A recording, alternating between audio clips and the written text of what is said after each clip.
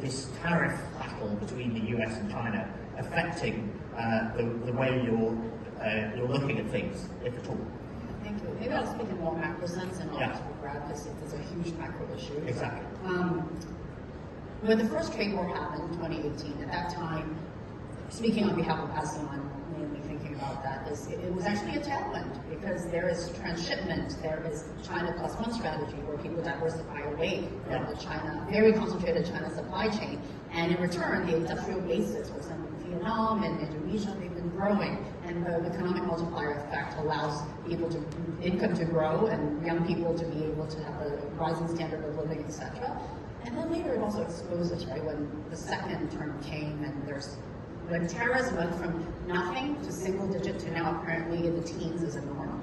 Then people are thinking, wow, do we emphasize this relationship, very highly integrated supply chain relationship with China, or do we try to do something else? Right. And I would say what is very important now for countries like ASEAN is to form their own identity while being intricately linked to China and have their own bilateral relationship with Washington, D.C. and Beijing, at the same time collectively as a regional group have formed their own alliances. So we heard about DIFA, the Digital Economic Agreement. That is huge.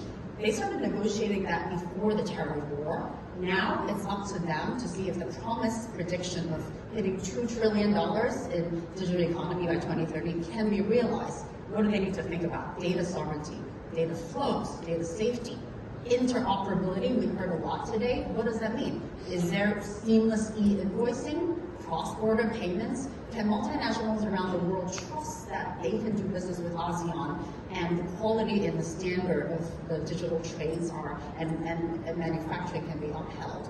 I think ASEAN countries, for example, need to think about being dynamic. I think that's the word. You gotta be like Tai Chi and Ninja at the same time, right? You're going to have very strong framework so that people can trust you as a technology partner, but you got to read the room every single day because, as you said, it's very unpredictable.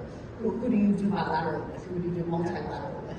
So that's where Lawrence Wong, my last point is, he did a really good interview recently about how Singapore is navigating this. Yeah. Singapore right now with around 15 members, UAE and Singapore are the anchoring members to form a new trade alliance to bring together trade-reliant middle power countries to have very active dialogue. So this is a kind of the Mark Carney approach. It's the same idea. That Davos speech is right. Exactly. Really highlighted. And I have to say, we had a guest essay by Mark Carney in World Ahead 2026, which in retrospect was a warm-up for that Davos speech. A lot of the best lines were in the piece, like nostalgia is the most attractive.